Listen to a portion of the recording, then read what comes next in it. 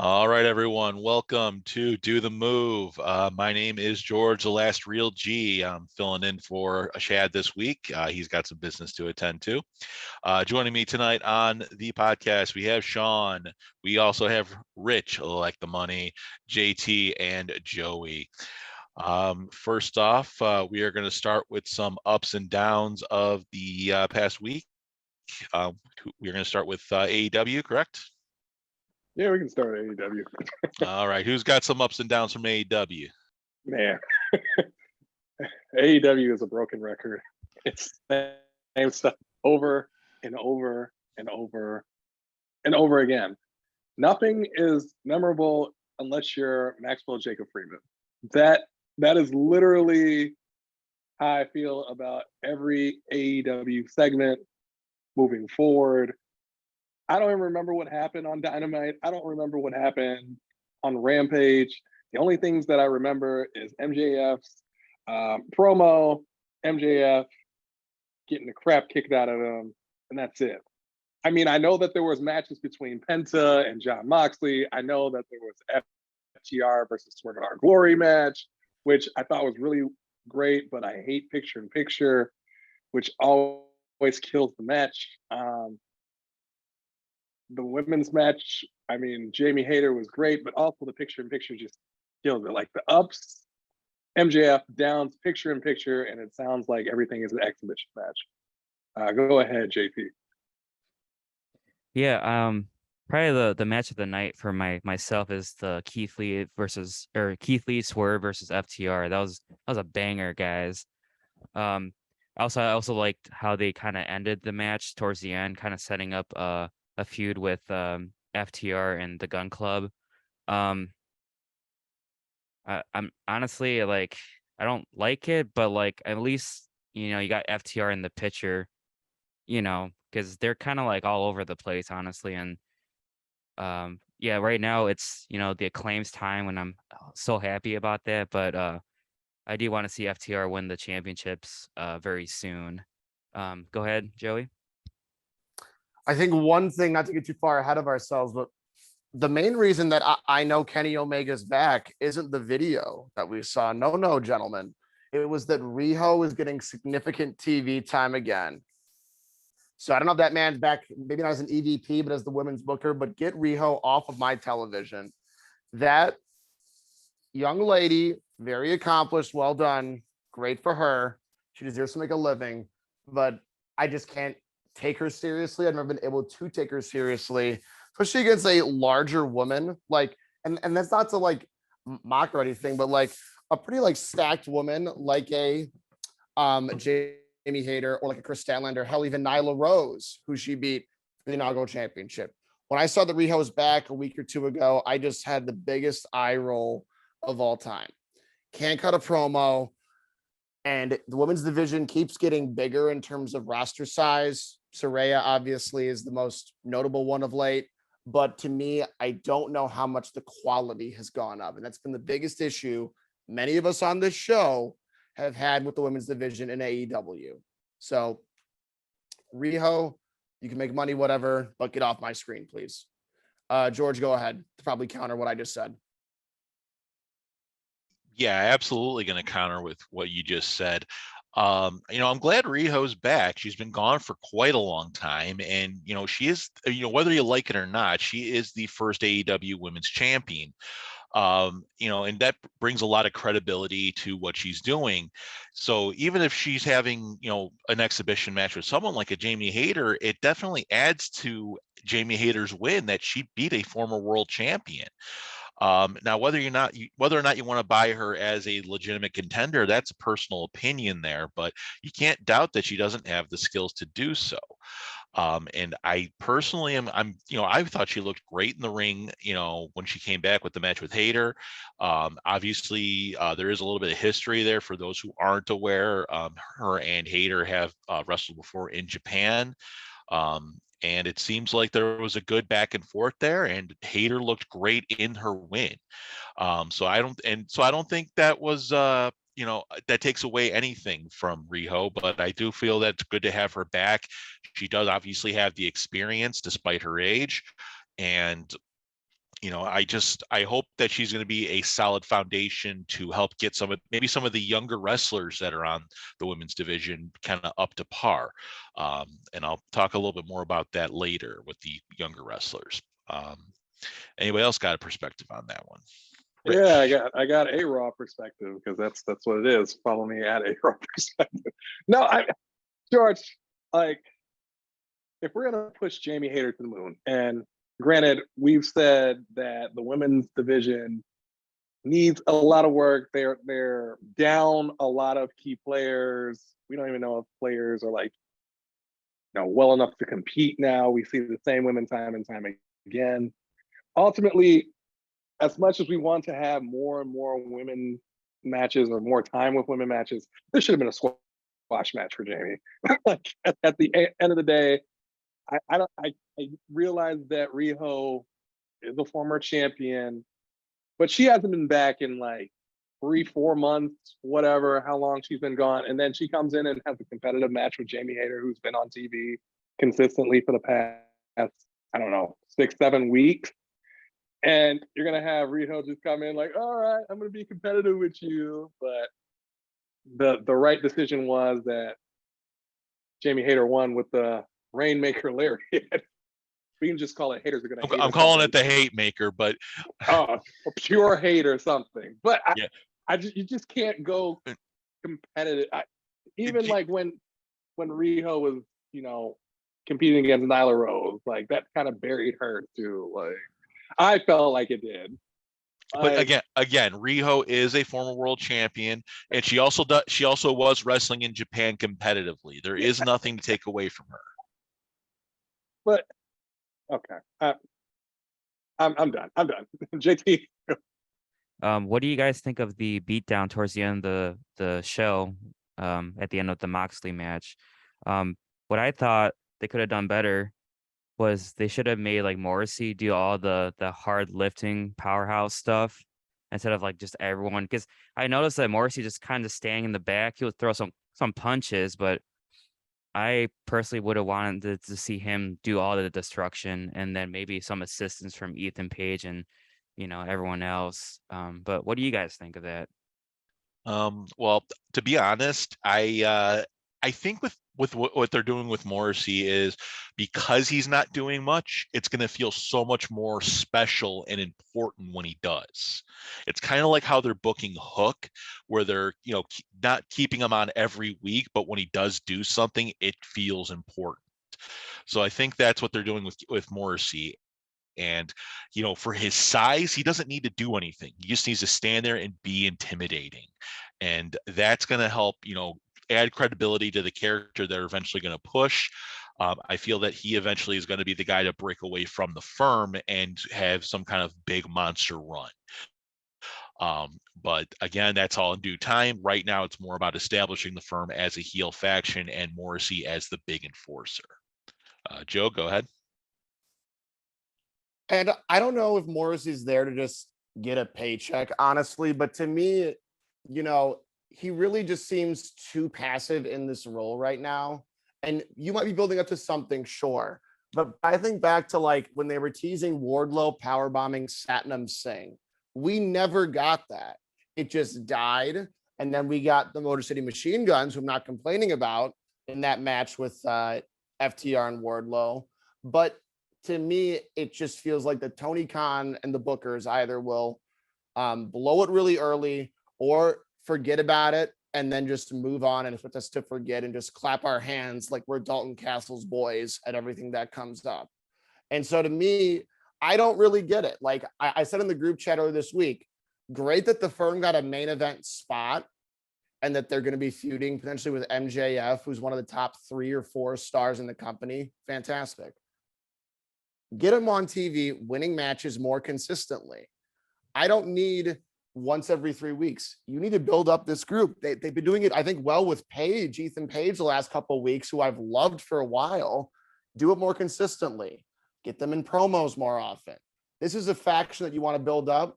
Let's do it. Don't be half-ass or passive about this like you were with Team Taz forever. Go ahead, Sean. I'd have to agree for the most part.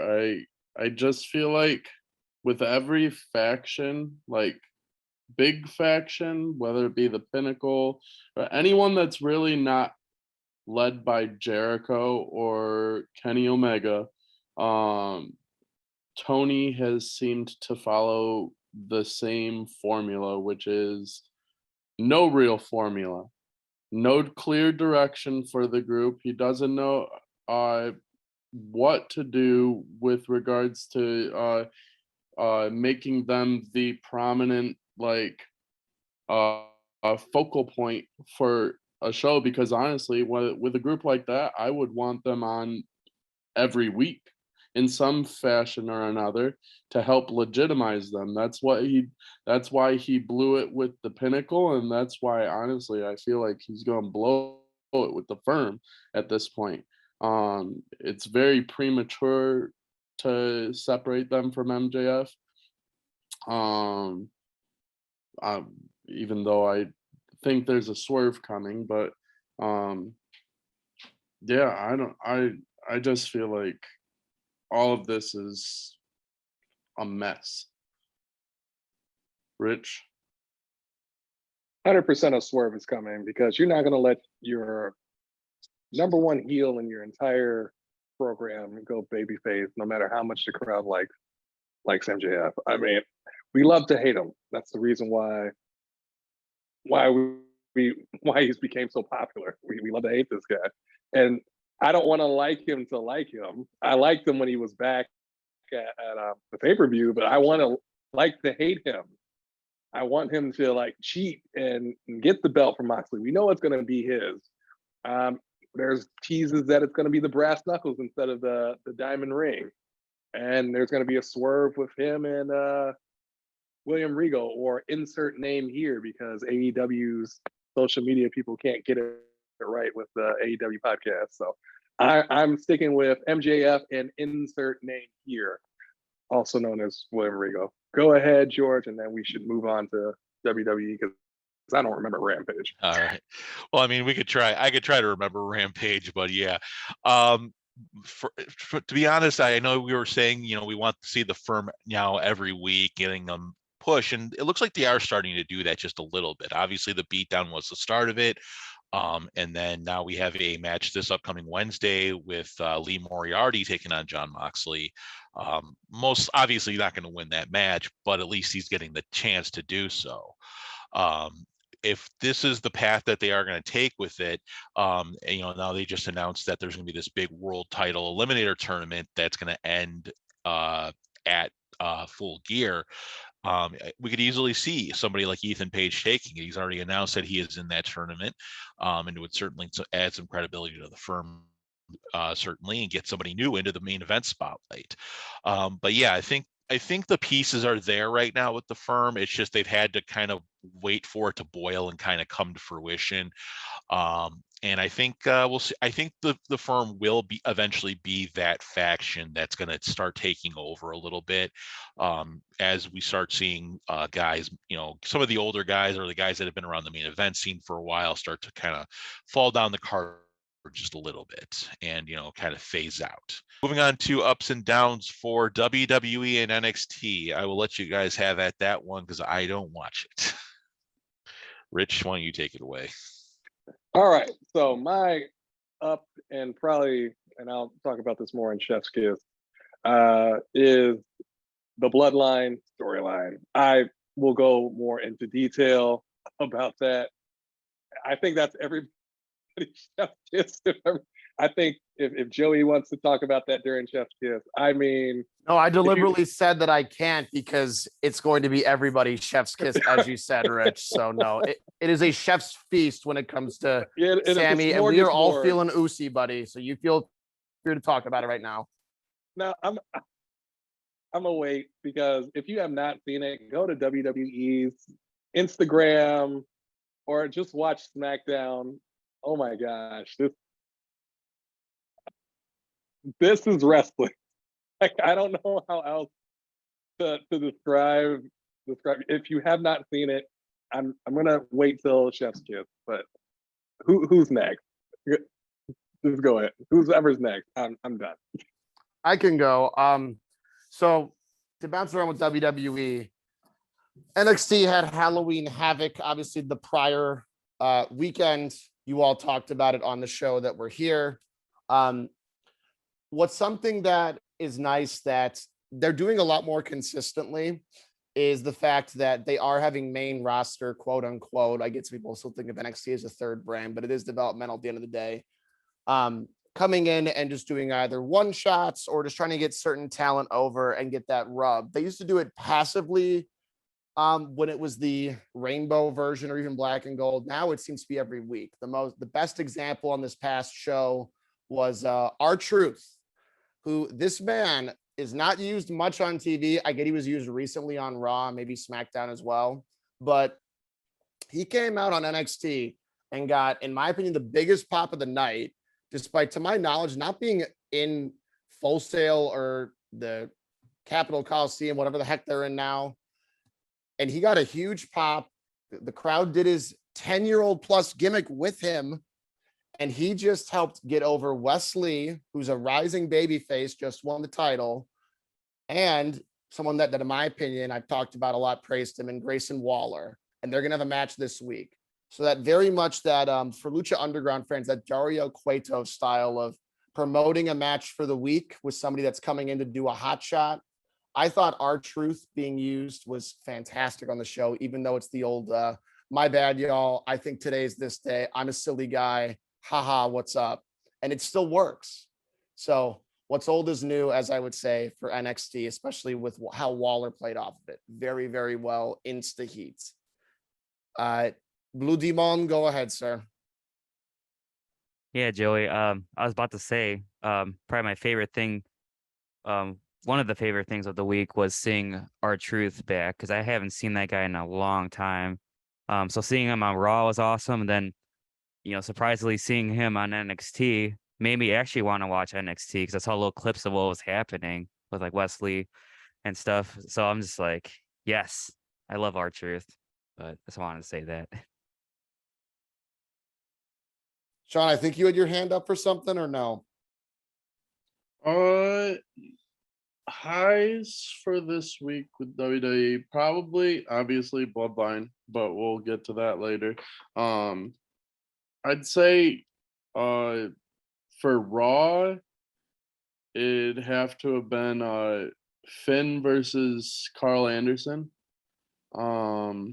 Judgment Day is starting to warm up to me a little bit finally. 6 months later, but yeah, good. yeah. I feel like they're starting to find the right direction for them under the Triple H regime.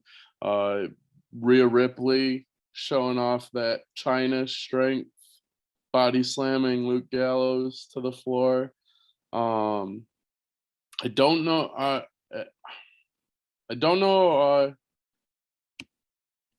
how it will end up with the OC versus Judgment Day in the long haul. I personally would like to see Anderson and Gallows turn on AJ.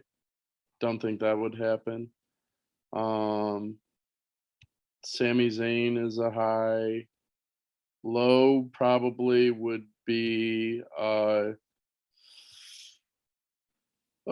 Elias. Honestly, I can't really find many lows with WWE anymore. Why was he a low in your opinion? Just to I just question that. I don't know. He just seems like a throw-in. It's just like I don't know. I just don't see a place for him really in the roster right now. Tony Khan's not happy. That's all. Tony Khan is not happy. Well, Go George ahead, is a George. friend of Tony Khan. What do you got? So again, I don't really watch WWE, but I do hear things. So from what I heard, Emma came back, formerly known as Tennille Dashwood in Impact Wrestling. I didn't get to see the match or anything, but I'm sure you guys did. Any thoughts on that? Yeah. I mean, she lost. I mean, I don't know why. It's cool that they did that, but at the same time, I don't know why they would do that. I don't know if this is more like a one-off kind of a thing, and then she's just gonna do like other things around pro wrestling. But yeah. But not only that, Nikki Cross came back as, not Nikki as a superhero anymore too. That's something new that happened as well. Joey, why don't you go ahead? Yeah, just to add on to that and to speak to an earlier topic, I think when you're adding new people or returning people to a women's roster, you want to get people that can do essentially it all. Emma, if you didn't see her NXT run, ironically, with the not so good Dana Brooke several years ago, she was fantastic in NXT, really developed that heel, mean girl, like just badass character that she's portrayed ever since because it just worked so well. And Emma's a person like that. And then Nikki Cross, actually being Nikki Cross again, is something that I'm very happy about too. Like the people that can do character, talk, and clearly work in the ring. That's who you need if you're going to bring in people. That's just, to speak to an earlier topic and expand on it. So I'm happy that both are back. But again, it's WWE. It's now getting back to where Triple H is bringing back a lot of people that were released. It's not everybody, but I think you should start slowing it down a tiny bit because we still have the same amount of TV time. Let's fill it up with people consistently. Rich, go ahead. Another thing from a highlight or an up would definitely be Bray Wyatt. He's like there's an audience for Bray, and you have to see where he's going. I'm liking where this is going with the Uncle Howdy thing. Seeing who this is. I know they tease Bo, but we'll see how this goes. I don't know if he's going to be fighting himself or if it's just someone from his family. I don't know. It's interesting. I don't hate it, and it's something to go. And Tony Khan has had a proven of being liking WWE right now. That's why he's staring me down, trying to. I don't know what else to do, Tony. I'm sorry, your product is kind of boring. So go ahead, Blue Demon. Yeah, so this is a question to everyone, but mostly to Joey because this is his bread and butter. So The Rock's daughter debuted on NXT, joining Schism, I believe the name of the group is, right, Joey? Unfortunately, yes, that is their name. Okay, that's what I I've thought. complained in the past about how they've wasted, in my opinion, grizzled young veterans. Zach Gibson had top heel potential on his own. His promo work was great, and now he's a lackey too. Somebody I like in Joe Gacy, admittedly, but just the ping ponging they've done with Gacy's group, and they released Harlan, so that kind of screwed up from the start. I think it's interesting having her in there, especially as like the sole woman in this group, to my knowledge.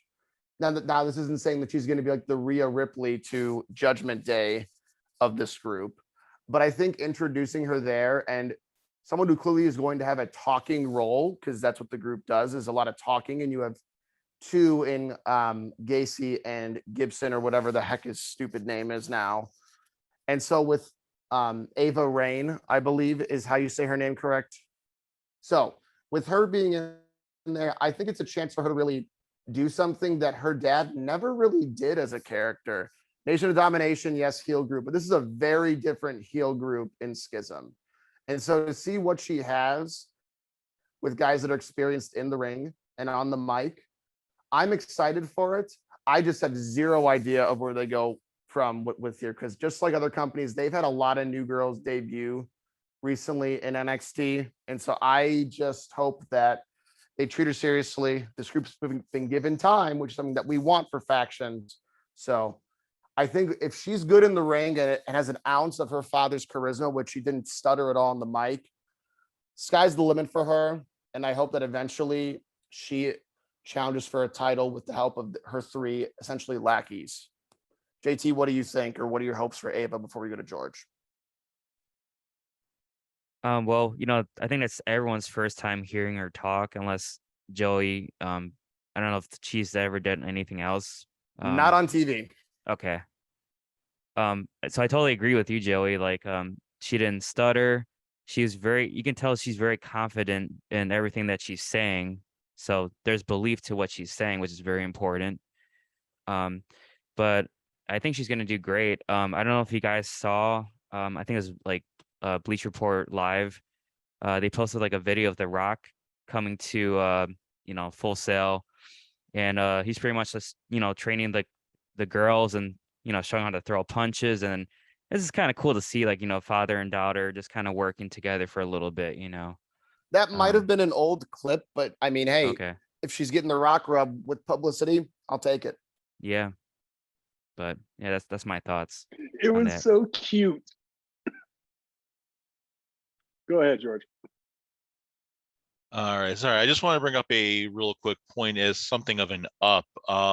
So going back to Bray Wyatt for a quick second. He apparently his merch apparently has overtaken the Bloodline as the top seller on WWE's merchandise sales. So that's certainly something interesting as far as maybe there's going to be a little bit of a change of what's going to be going on with that. Or maybe that'll be a big, once Bray enters a proper feud, what that could lead to, two big merch sellers coming together to make something happen. But just something worthy of note, and certainly something interesting. All right. Anything else we got for WWE ups and downs? All right. Then let us move into the chef's kiss of the week.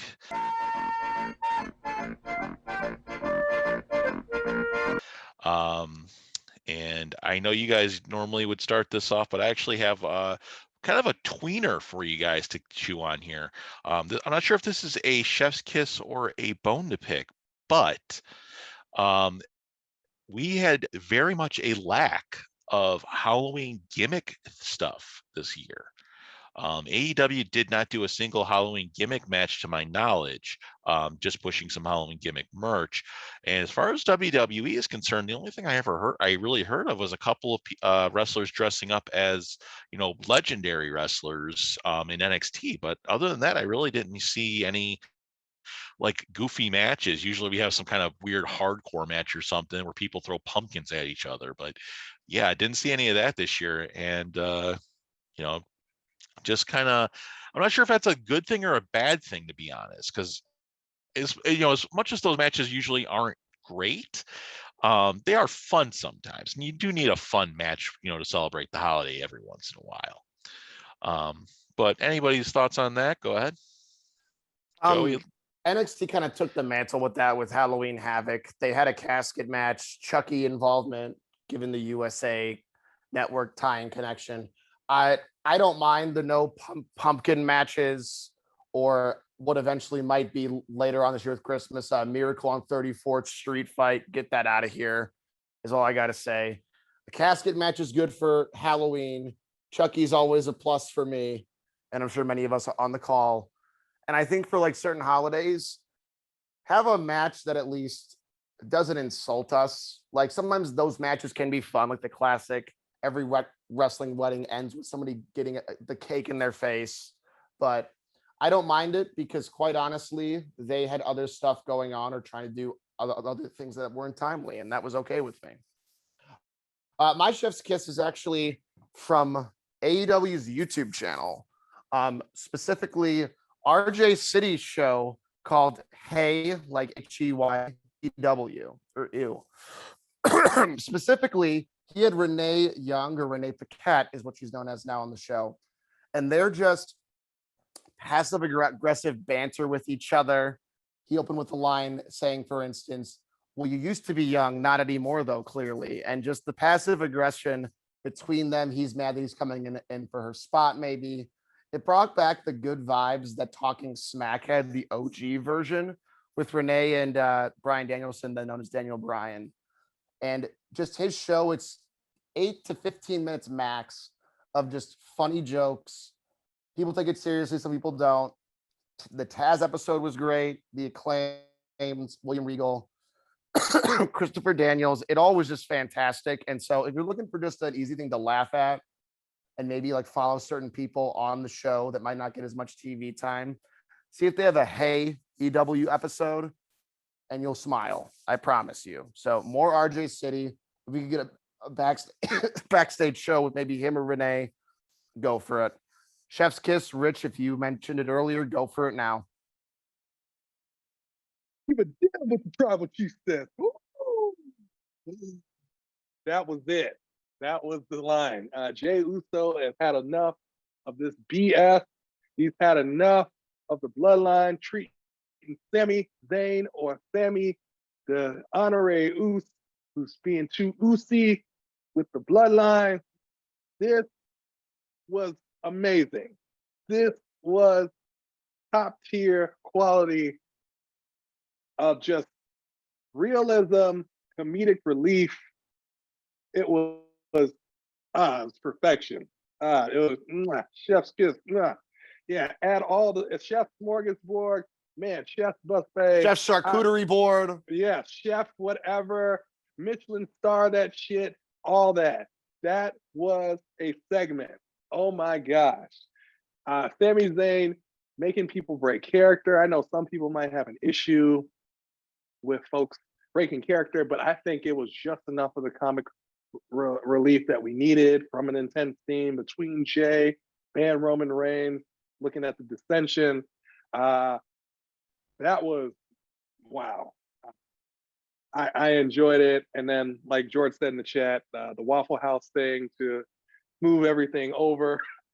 If you haven't been to a Waffle House, go to a Waffle House. It's cheap and it's good food. And the menu is always different, even if it's the same Waffle House. Go ahead, Blue Demon. Sami Zayn is definitely a national treasure for sure.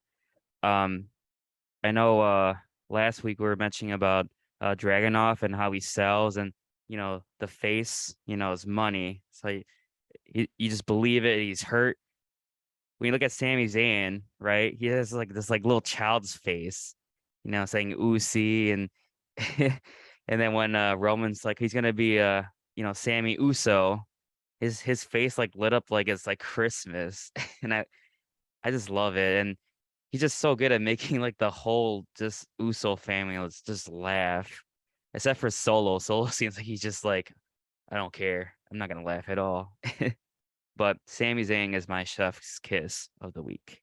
Who's got a bone to pick this week? I already kind of mentioned my tweener thing. So, Rich, your hand was up first. All right, my bone to pick is none other than this man. Bro, what are you doing? You had the keys to the kingdom. You had Cody Rhodes. You had an opportunity to make money. You're letting CM Punk go. You're letting Jericho ruin everything. Come on, bro. What is wrong with you? I used to love your product. Your product is bland now. I am going back to the other side because I thought you were the alternative. I am going back to the place that I used to not like. Fix it, TK. Like you fixed Fulham Football Club. You're actually not going to be relegated. Jacksonville Jaguars almost beat Russell Wilson tonight or today, wherever they are. Fix it. That is my bone to pick. Fix AEW. Go ahead. Thank you, sir. My bone to pick is with AEW as well. More specifically with my boy Swerve Strickland. Why are you trying to make him like a horror movie villain? Why did you do that on Rampage? This guy was cool. He was suave. He was quick-witted, interrupting the Acclaimed in a segment, the media scrum prior to the CM Punk madness or after, whatever. He just came off so well and so cool. And you made him look like he was trying to be Jigsaw this past week. Why?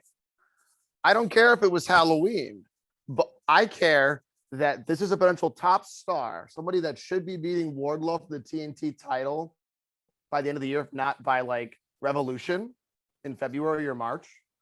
And you're having him use pliers to Billy Gunn's balls or his fingers, maybe. I don't know. I think it's the fingers for the scissoring joke, but still.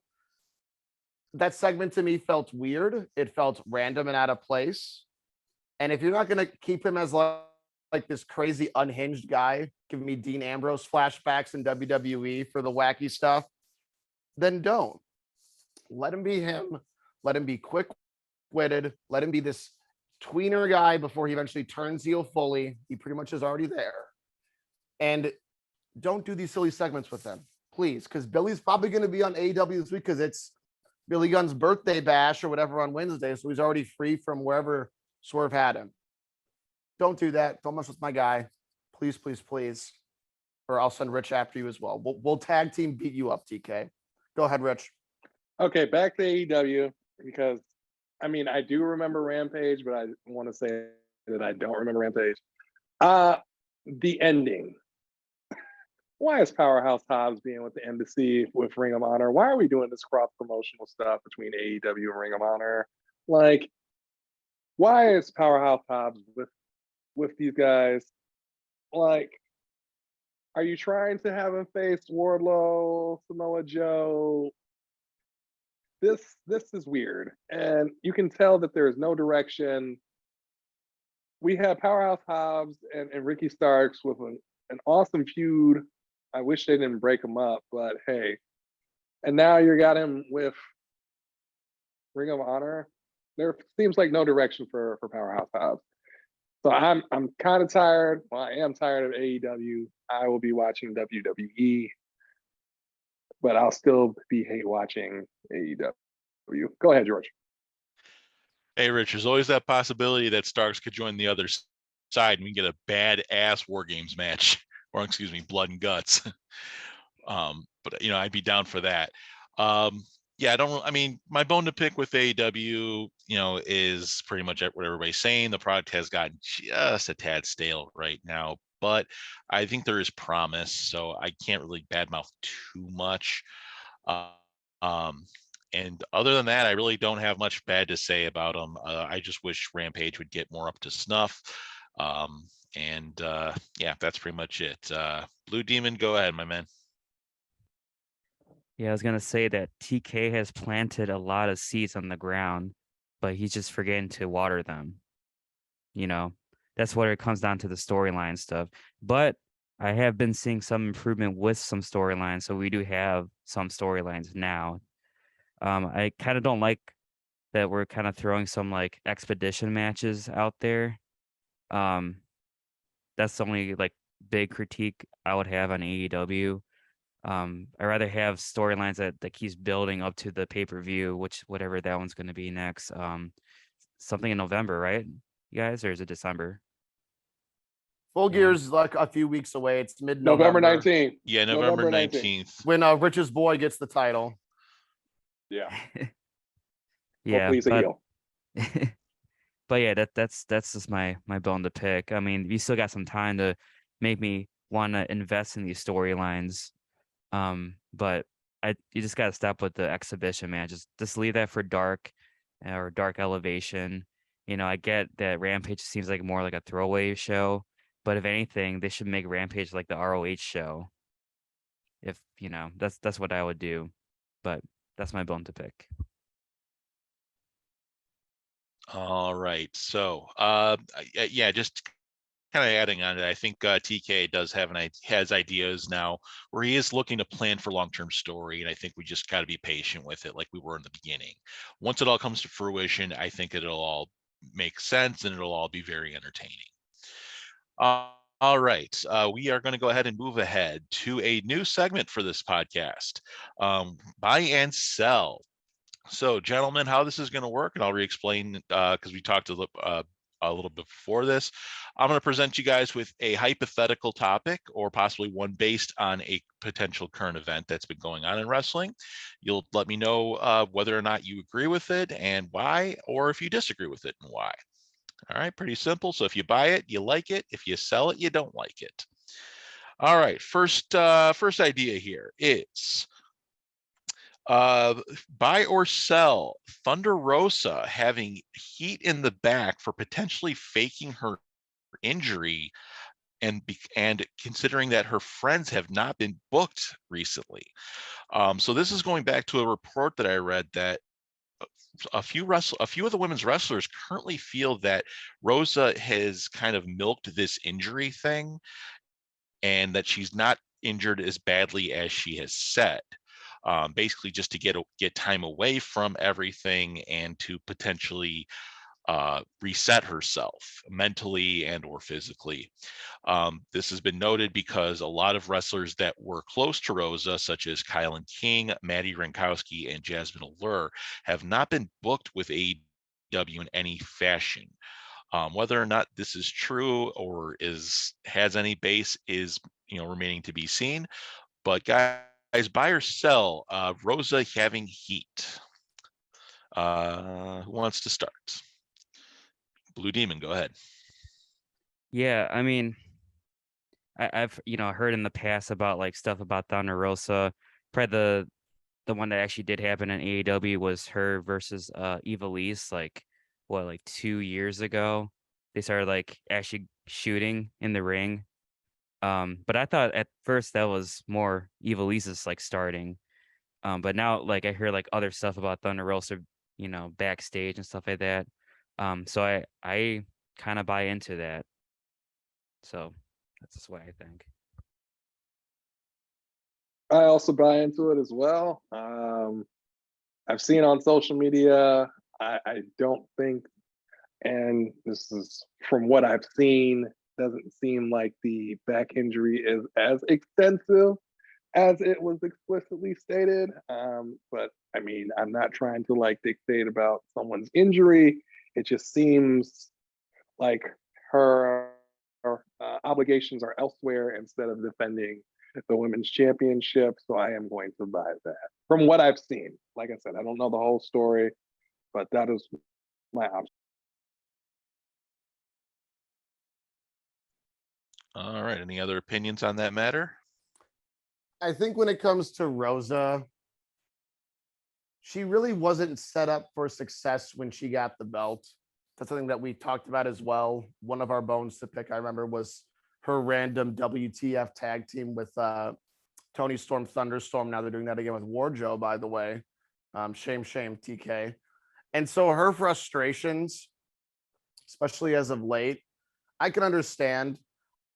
I think her faking an injury is kind of insane given that she's the championship. So I'm going to sell that, but I will buy that she is frustrated with the opportunities or lack thereof she was given as champion. I get she's not the best promo, but you really weren't giving her much opportunities to begin with, TK.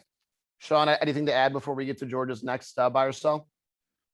I'll probably buy it. She's had there's been several reports in the past regarding her relations with the women's locker room as a whole. Yeah, I don't really have much opinion on the matter entirely, but it sounds a bit up to par with how she's how reports have been presenting her in the past.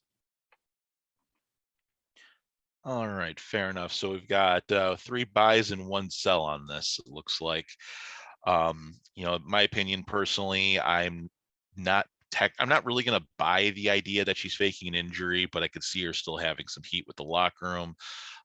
Personally, I would rather her just drop the title at this point so that we can just have Tony Storm as the women's champion instead of interim women's champion and just kind of move ahead with that. All right, next buy or sell.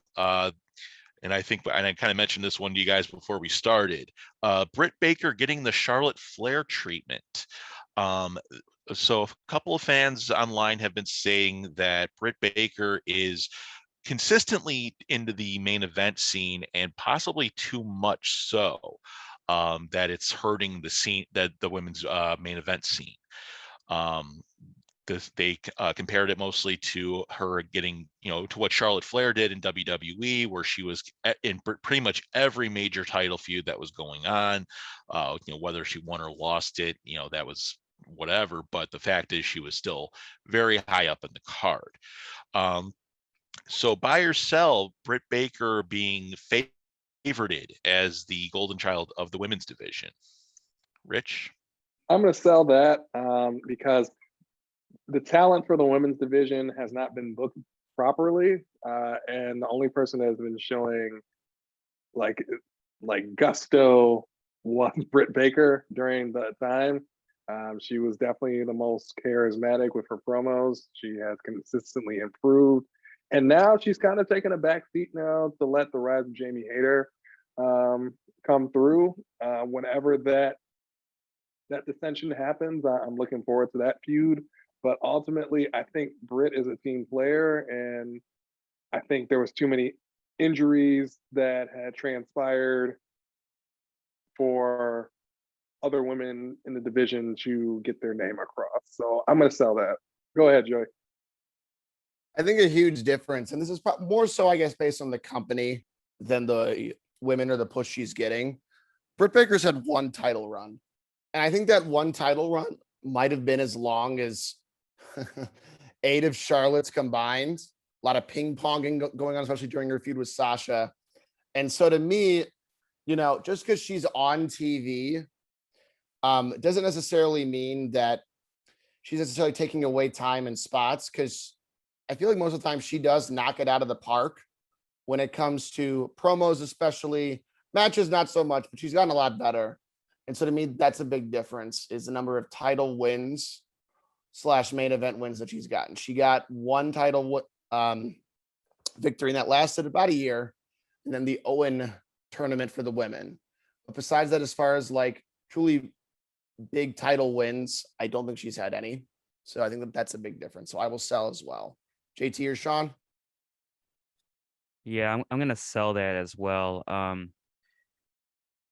mean, out of like everyone in the women's locker room, she's one of the ones that has the most charisma and can go on the mic and keep you invested in, you know, what she's saying. Probably like one of the cool promo battles that we had, I guess last year, was like her and Ruby Soho just going at it, and it was just a good verbal warfare that made me want to invest to watch the match. So, I wouldn't say she's getting the treatment. She definitely has put in the work to getting better, not only on the microphone but also in the ring as well. So I'm selling that. I'm going to complete this up with a unanimous sell. She definitely earned her keep in AEW. I don't see her trying to hoard spotlight over other women in the roster. I see her working to build others up, get them on her level. I don't see the point in keeping her off TV in order to put someone less experienced on TV when she can help elevate them at the same time. And plus, like, personality wise, Britt Baker's a sweetheart. There's no way that she could ever be even in the same talk as Charlotte Flair in terms of who they are as a person. She definitely 100% is a team player, and I think she wants to help build that women's. She's very invested in building that women's division up. So I don't really. I'll sell on her trying to hoard all the limelight for herself. Kindest person ever. Like, genuinely kind person. Like night and day. From somebody My that God. met her, by the way, for those that don't know, Rich met her at a meet and greet a couple months ago. Most realist, kindest person ever met. Hands down. She's a team player. All right then. Well, sounds like we don't believe the hate for Britt Baker here, so that's always a positive thing. Personally, I'm with you guys on this one. I don't feel that Britt is undeserving of her spot. I think she's certainly put in the work, and she certainly puts eyes on the product, which is the most important thing right now. Once everybody kind of gets into up to her level of pull, I think we'll see some new faces getting some more time. But for right now, Britt's kind of good where she's at. All right, next one, and I didn't have this one written down, but I kind of thought about it as we were kind of going here. Buy or sell Ty Mello potentially getting a push due to her OnlyFans.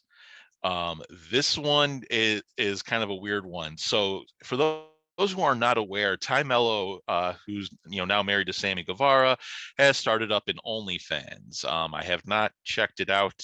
It's like $20 or something for the month. I'm like, that's not worth it for some bikini pics. But the thought online here, though, is that she might eventually get some favorable treatment and better booking because of that OnlyFans and the potential popularity that'll come with it. And possibly undeservingly so, because obviously we've already seen, Britt Baker, who's put in the work to get to where she is. But there's some fans who feel that Ty Mello might be getting a push because she's obviously doing this, and maybe because TK likes a little bit of what he's seeing, if you know what I mean. But I don't, personally, I don't want to speculate on that. But Joey, why don't you give me your buy or sell on this one? Ty Mello getting favoritism.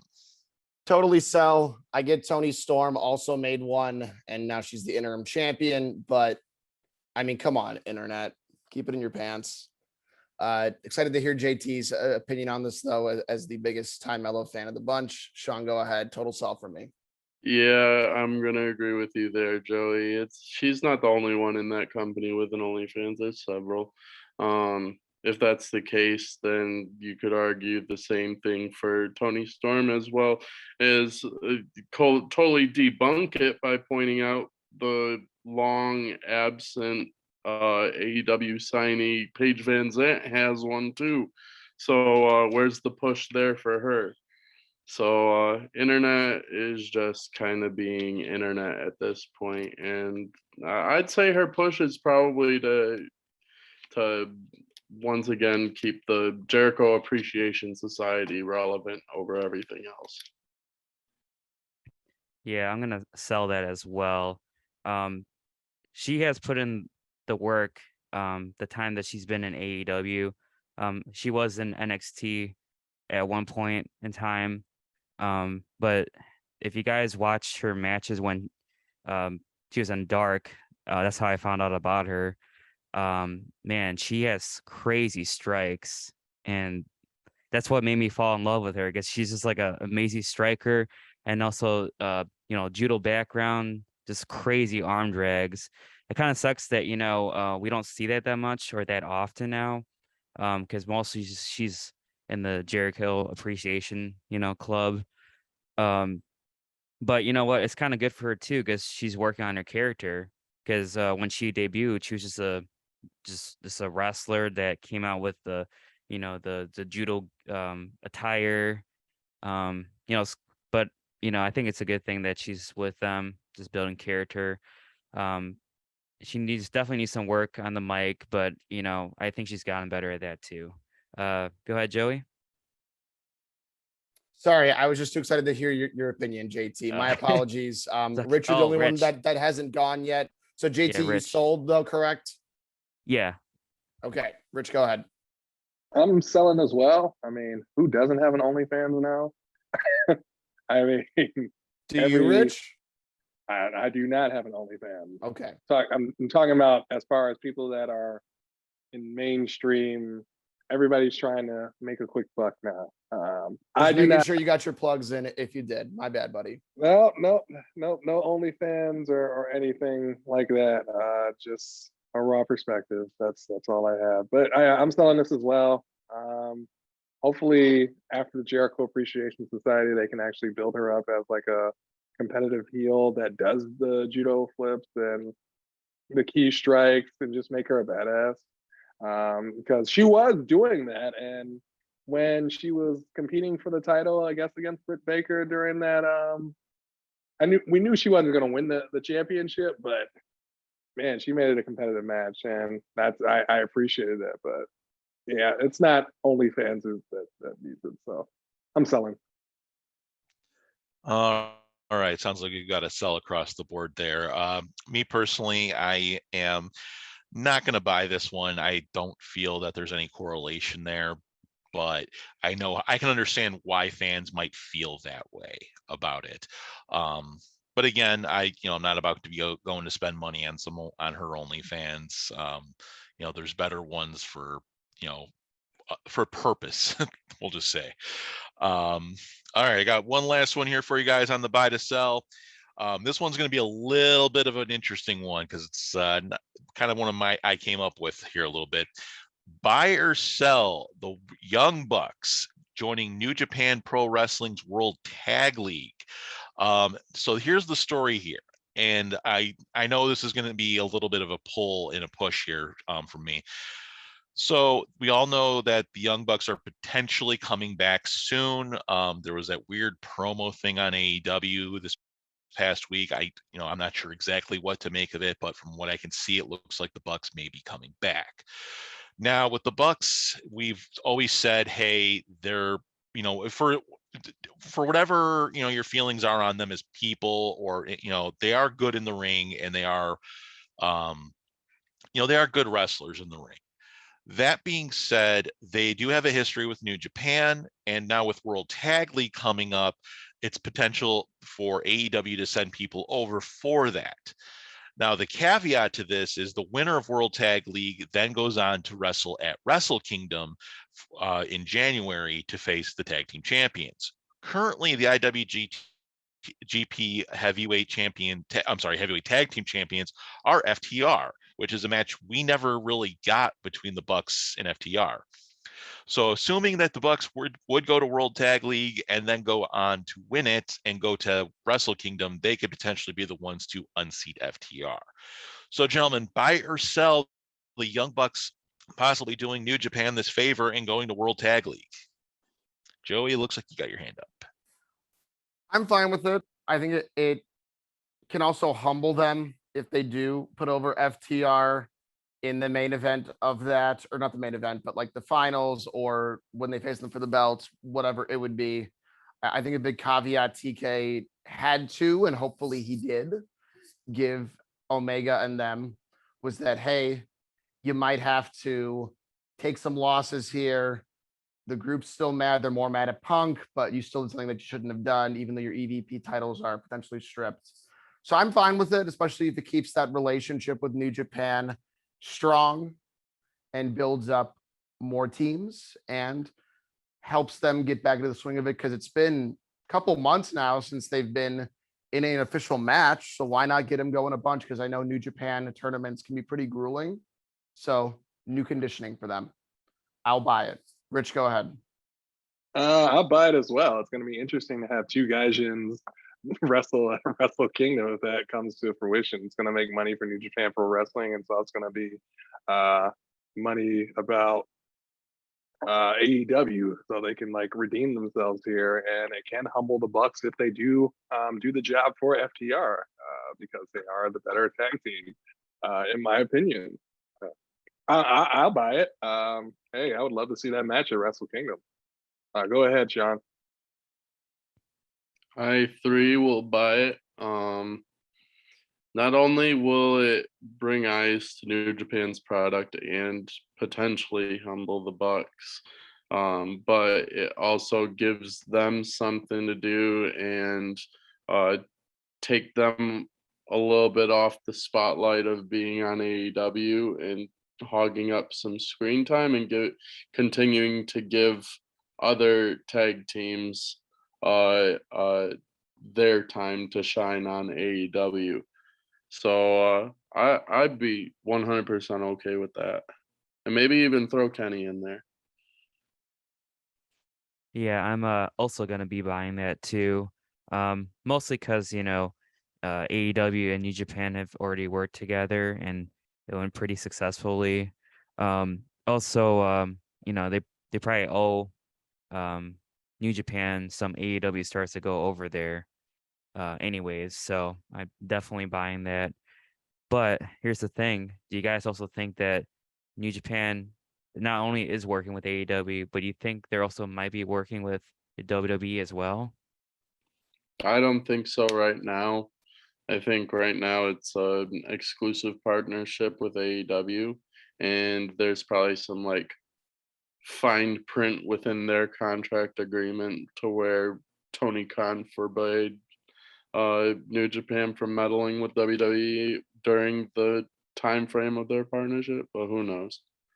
Yeah, I'm just saying that because we saw like yesterday or 2 days ago, Shinsuke is gonna be facing Yeah. the Great Muta. Yeah, I but that was more so with Pro Wrestling Noah, wasn't it? Oh, it's Noah? Oh, okay, Yeah, my this was bad. Noah. Okay. Yeah, because I believe that's Muda's home promotion. It's also Muda's literally final year of wrestling. So he's bringing in some of his greatest opponents, some of his just people that he wanted to have matches with. So it's kind of one of those things where because he's such a legend, all borders are being broken for this. All right. Well, so anyway, back to the original thing here with the Bucks. I'm not really sure if I would certainly buy it to have them in World Tag League. I'm not sure if they would win it though, to be honest. So the interesting thing about New Japan here, obviously there's that problem with having two Gaijin teams at the final, but New Japan doesn't book their tag team division very well. A lot of teams in New Japan tend to be just kind of slapped together. It's or you get like these just random pairings within factions. The only real couple of tag teams you're going to see that are regular tag teams are God, or like Yoshihashi and Hiroki Goto. They're and then the weird team of Yano and Tomohiro Ishii. But other than that, if the Bucks do end up coming and going to World Tag League, they certainly have all the ability to win it. They are former IWGT both heavyweight and junior tag team champions.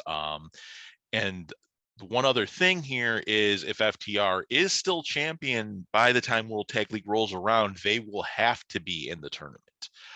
As champions, they are required to join the tournament, and any match that they lose could potentially lead to a title match down the line. With Wrestle Kingdom obviously being accepted. So that is certainly a caveat, and I would certainly buy the Bucks doing it just to kind of get their feedback, and possibly maybe reintegrating into Bullet Club would be an interesting way to go about it. Sean, you have something you got on this?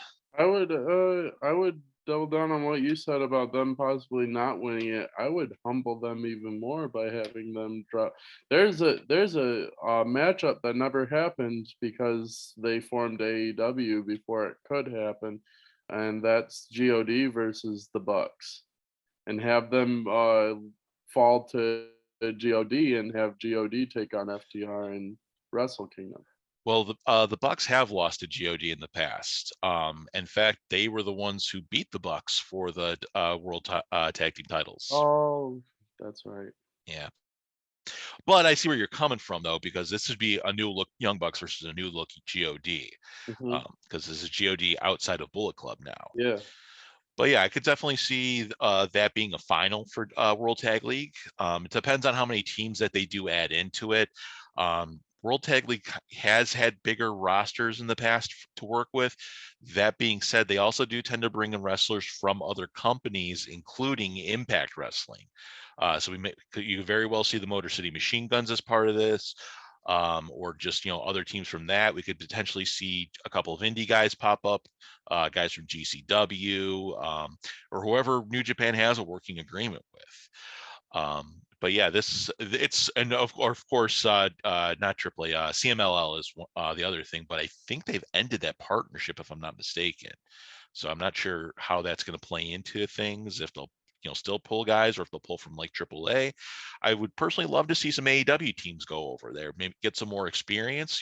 I wish Jungle Boy and Luchasaurus were still a team. They would be an excellent addition to a World Tag League. Maybe we send the Acclaimed over there. That would be. I don't know how the Japanese fans would react to the Acclaim, but that would certainly be something to see. All right. Well, that's all I got for the buy and sell, guys. I'm glad we got to do that. Any last thoughts, quick hits before we kind of wrap things up here? Rich? Let's just wrap it up. All right, guys. Well, thank you so much for joining us here. Obviously, this is a little bit of a different episode. We're going to testing some new things, seeing what works. And, if you guys like it, let us know in the comment section. We want feedback so we can make the best show possible for you. Obviously, give us a follow on the social medias, Instagrams, Twitter. If you're watching this on YouTube, which I'm sure you are because we didn't record this one live on Twitch, make sure to go ahead and drop a follow on there. Go, subscribe, hit the bell icon, all that good stuff. It does help the channel. And again, once we start getting back to the Twitch thing, give us a follow on Twitch, twitch.tv/Do the Move Podcast. Give us a follow there, and we record live on Sundays. We should be getting back to normal recording once Chad gets back. All right. Well, on behalf of everybody here on the podcast, thank you for joining us, and we also invite you to do the move. Do the move. Do the move. All right, guys. Thank you so much. Have a good night.